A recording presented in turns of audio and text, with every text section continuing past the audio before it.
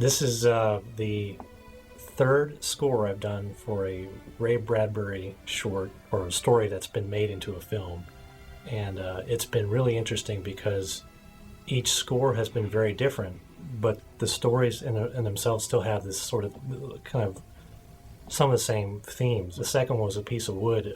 That film even had some of the same kind of themes with this dystopia and chaos happening in the world. And finally, on this one, Chrysalis, we've been able to do a feature-length film and bring in some players to record on the score. And I was able to get a string section and mix it with the electronics that I put together for the score. I first read the short story to Chrysalis on a plane to Seattle.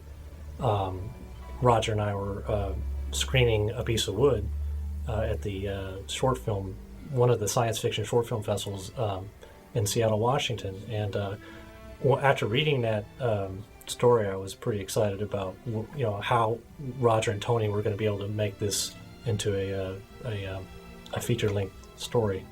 My composing process is usually to come up with melodic ideas on paper. I compose themes out and usually orchestrate and map out cues on paper, and then usually orchestrate in the computer. I'll usually go to the computer and just start composing, and being able to play music back to the film is very helpful, and then just go from there creating the score. And with a film like Chrysalis, we had a lot of electronic sounds that we had to incorporate with our string ensemble.